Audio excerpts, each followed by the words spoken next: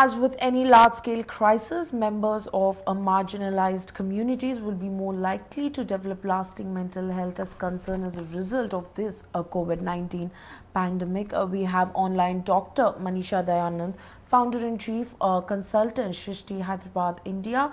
Manisha has been providing training and coaching and counseling services to individuals and in organizational and educational settings as well as in private practice for over 15 years. Ms. Manisha, can you hear me? Hello? I can hear you. Good afternoon. Yes, Ms. Manisha. I want to start with a basic question. Is impact on children because of this COVID-19 pandemic? What is the impact on children during this time? Right. So, I think we all have been affected and our routines are affected. And then I think it is not left to imagination, therefore, that and their routines are completely affected as well. So for children, for them to really grow and be healthy, there are so many dimensions. There is physical, there is intellectual growth, emotional growth, there is social skills that they learn by participating in schools and various activities that they do. Now, everything has come to a standstill for them.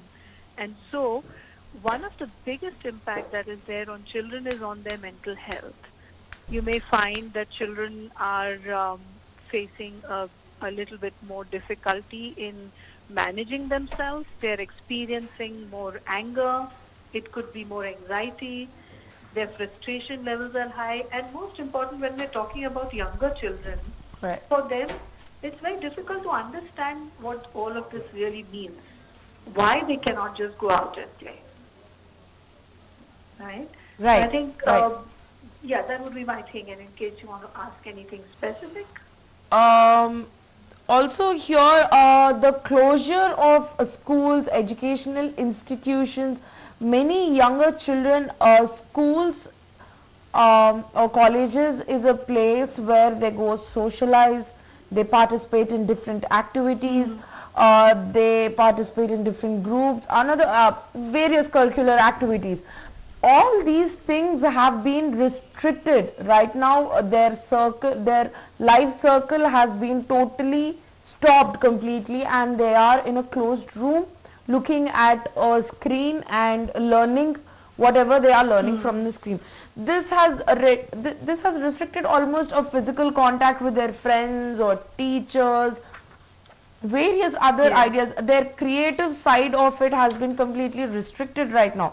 So this might cause, as you've mentioned, trauma, anxiety levels, or possible depression as well. So what is it that students can do during this situation, staying at home? How can parents help students in this situation?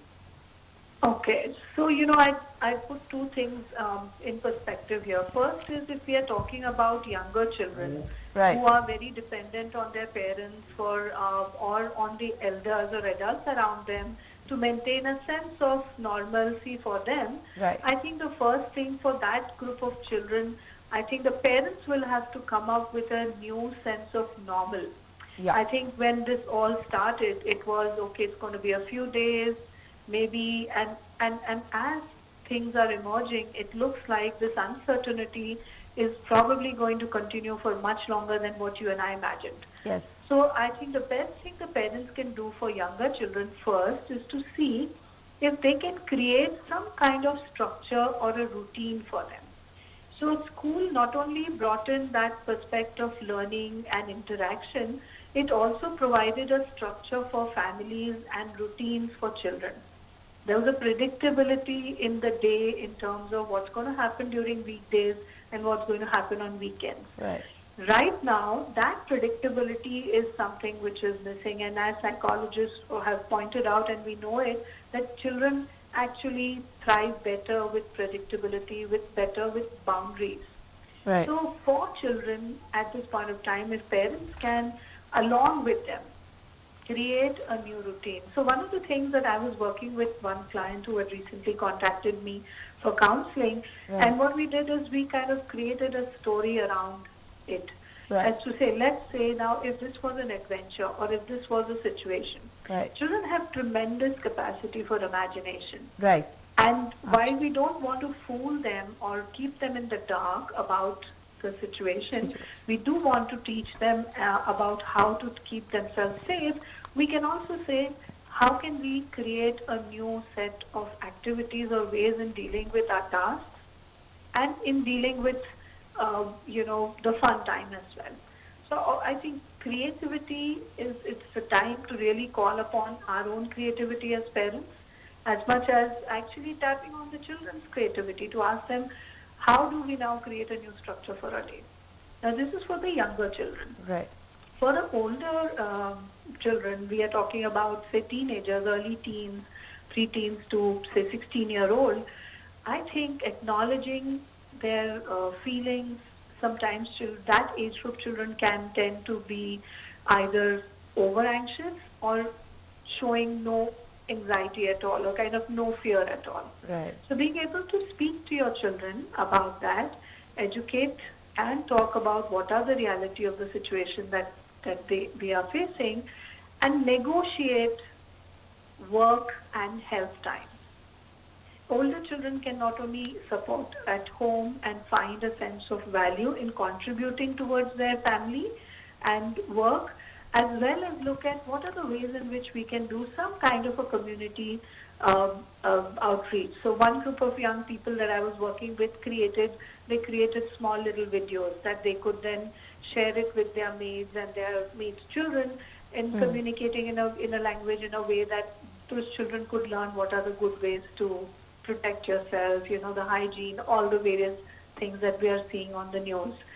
So I think engaging yourself in managing this change which has been imposed upon us as parents and children is one of the keys to dealing successfully with the uncertainty of these COVID times. Right, right.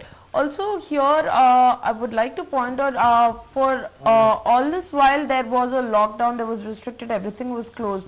But now that everything is open, there are many parents who are compelled to go to work. There are many single parents. There are parents, both the parents who work, and probably the child would be alone at home at this point of time, exposed to technology, or they might put a babysitter as well if recommended.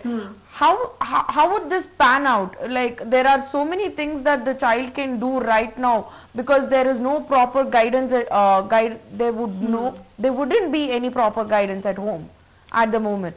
So how do we monitor the path of that? So that's a very big challenge, because now that with internet being literally put in the hands of the children. Yeah. Because now your classes are online and you're working, and so therefore it's very difficult for children. Why only children? Okay, we've talked about I've often dealt with adults having challenges with internet addiction. Right. So it's quite a possibility that at this point of time that is something that we have to watch out for. But I think that at this point of time, rather than being, taking the traditional approach of I'm the parent and I'm going to tell you what to do, it's good to talk to your children and say, hey, you know what, these are our challenges, these are the strengths, these are the good things we have to count on internet for, and it's a blessing for us at this point of time. We can entertain ourselves, have fun, do our work, but here are the ways in which it can affect us. So let's create a partnership and say, how are we all as a family going to keep ourselves safe? How are we going to kind of keep no TV, no internet time? What are some of the traditional games and things that we can bring into play, right? So a partnership and teaching children early on the concept of self-regulation. How do I manage my work? How do I then reward myself at a game? Versus one person trying to control or the adult trying to control and say, this is how you work. Now, it's quite interesting that this skill of self-regulation can be taught on pretty early and is not real, and it depends again on how it's taught on, and children respond pretty well to that. Right, right. Also, Ms. Manisha, here I would also like to ask you one question which is not regarded to children, which also may be a concern for adults.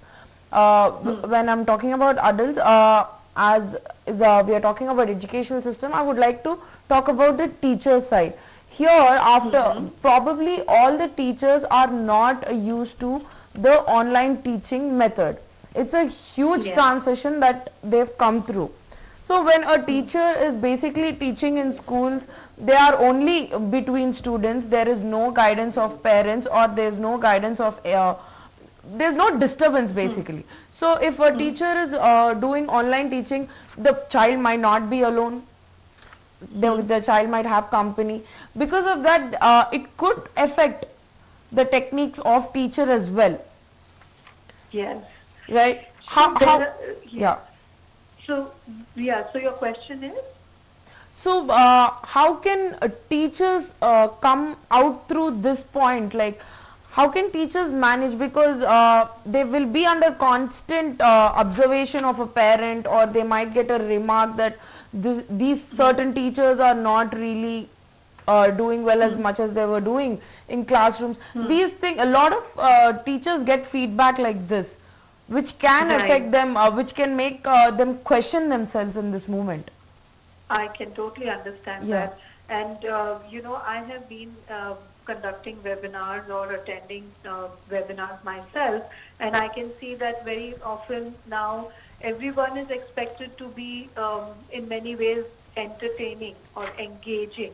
Right. That's the kind of demand which has come on to our teachers, and while in a traditional classroom they knew and how to do it, suddenly feeling watched can make you literally freeze up. Yeah. So for teachers, what I would say is to identify, first of all, what are your personal challenges? Is it dealing with technology?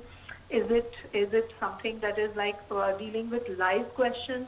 Some teachers are very good in being able to record lessons and then kind of, as they gain confidence with that, become good with this. One of the things which I think schools will have to do, not just children, not just teachers, but probably as management, is to help the parents understand that teachers are not entertainers. The role of teachers is to impart knowledge. Right. Yes, if they can make it engaging, there are various technology tools available. In fact, recently when I was taking up a lecture, I enjoyed using polls and I enjoyed using some of these true or false questions using technology. I had no idea how to do them much earlier, but in which case I was working with master students, so I could kind of ask them sometimes, teach me how to do this. So if you're working with a high school group, ask them how they can help you in making the classroom more engaging. Sometimes children, again, remember the key word for me is partnership. This is a challenging time, and what can help us get through is partnership.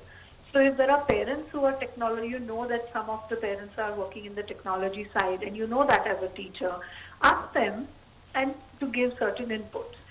Second, to not take things personally. Right. The fact is that when you're out there, you're risking putting yourself out there and you're being seen. You are not an actor or an actress, or you are not meant to be performing like this. True. It's a challenging time and you're rising to that occasion. So be compassionate, have compassion for yourself, as well as don't take everything that comes to you very personally as if it's a slight on you.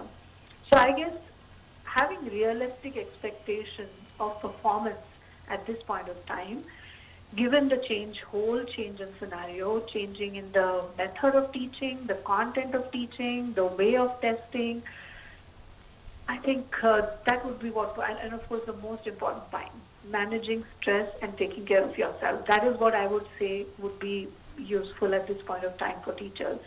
Right. Also, Ms. Manisha, here there would be a new set of children, let it be probably mostly younger children who wouldn't know the difference of a normal behavior and an anxiety. They wouldn't know that they're feeling anxious about something. They're probably being introduced to that feeling for the first time, and they would. What about students who are not able to express, who are not knowing what to do with themselves, or who are not understanding the feeling of what they're going through right now? What is it that you can suggest, like how can they come out of it? How can they come out and converse with their parents or talk about it? How can they approach someone up with it? Right. So for the younger children, say even middle school and below, it's important that parents have a conversation about what's happening around us and what in very practical, factual way. While we do see a lot of things on news and that is available to all of us, adults and children, very often we get carried away with our emotional experience. Right. As we listen to something, it's quite natural to feel scared and anxious. So first thing is that parents can normalize that feeling for them.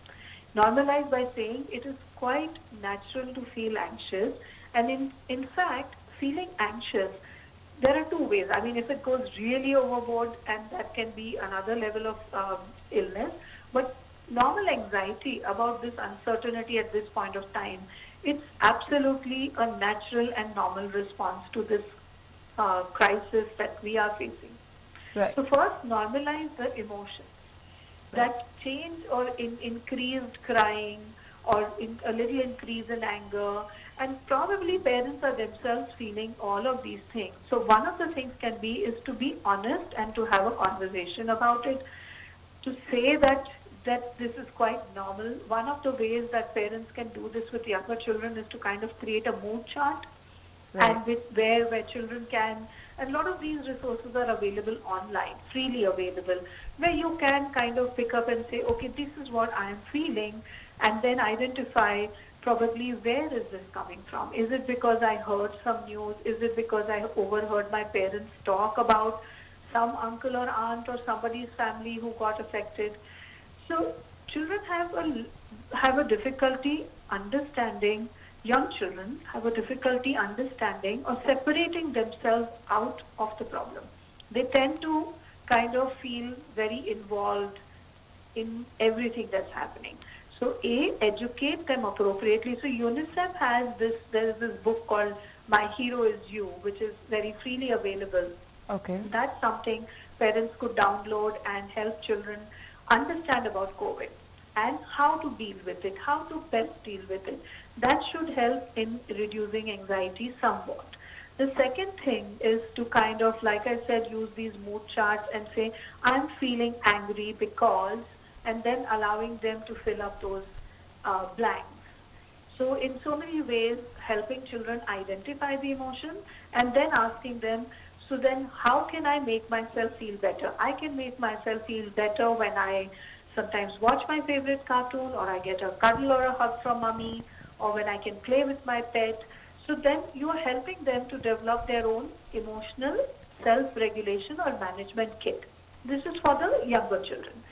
With the older children, when you're talking about high school and above, is to help them, the one of course is to have them also become aware of the facts about what we are dealing with and whatever is available. And the second is to kind of help them look at life from the perspective of what is it that is in my frame of control right now and what is not in my control. Meaning, what is it that I can actually influence right now. So I have pretty grown up, my children are grown up. I have my daughter is 25 and my son is 23. And so they are adults, young adults, and now when everything has opened up, there was this question that my son had is, can I just go and do this? I need to shoot some things for my video, so can I go out and do it? And I'm sure you can. He's 22, he's not 12. But what are the things? So as a mother, I want to know how are the ways in which you'll be keeping safe. And second, if it's really, really not urgent for you in terms of any submission or requirement, can this wait for another couple of weeks as we are watching to see how it's unfolding. So with older people, what's in your frame of control? How you react, how you take care of yourself, how you protect others and self. What is not in Right. your control, what's really happening in terms of lockdown being imposed or removed, or for that matter, schools and colleges being opened or closed. So separating out in this two way allows you to see that I don't need to be working on the list which is not in my frame of control, but I can do work on these areas which are in my frame of control. Right. Right? So that's the way I think one can deal with emotions, because either of these tend to, if you don't really discriminate that, then anger and depression and anxiety can pretty much take over any one of us, why not just the children. Right, right. Also, my last question to you, Ms. Manisha, is how can not just students, anyone at any, irrespective of the age, there are many fears in oneself. One person might be having a fear of losing their job, or graduates might not be knowing where to look forward to, or undergrads might not be knowing what kind of criteria college admissions are looking at, because many exams have been cancelled. There are so many thoughts. Many teachers must be thinking that they're going to lose jobs, not just in educational sector, but in any sector. People have this fear right now in their mind, that they are so uncertain of many things. So what is a recommendation, or what kind of a creative thinking that you can suggest in this situation? Given that there is complete uncertainty about what to expect from the world and what to expect in future, I think one of the things that can be done is to focus on your own core survival skills. And when I say survival skills, you can either let fear dominate you, or keep engaging with the fear in your mind and therefore sometimes feel crippled and not take any action. Or you can say, let me look at my fear. What is my real fear? What is my unreal fear? And in that case, then one of my real fears could be, I really don't know what college I will get admission in. I really have no idea.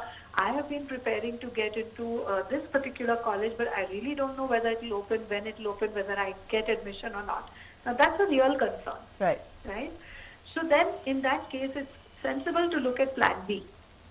So rather than to start looking at only one plan, as this is, while that is something which would be great given the uncertain times, looking at plan A, plan B, plan C, what are the different scenarios? And again, I think it would be helpful to work along maybe with a career counselor or with an adult, because to expect that young people would know how to do that on their own is a little too much. So if they can work with someone to say, so that's one thing. Second, sharpen your basic skills. There is that when you're talking about graduates or undergraduates, there is something called you need to know your financial management skills, learning how to manage money, how to kind of get more in the less amount that you have. That's one of the things. Practicing some kind of meditation, or there is enough material available again on YouTube. Some, of course, check for the reliability of material by looking at the credibility of the person posting the material, but there is enough some meditation or relaxation music, and that would help to manage the stress and reduce stress. Remember, when you're stressed, your creativity comes down. So you want to be managing that part of your stress and anxiety and fear, and then looking at it and saying, okay, so if the whole world is changing, and if everything around me is changing, what new could I come up with? So that's what I would say. Thank you so much, Manisha, for joining with us. You've been really insightful. You've given some important inputs that everyone can consider in this situation. Thanks a lot for joining us, Manisha.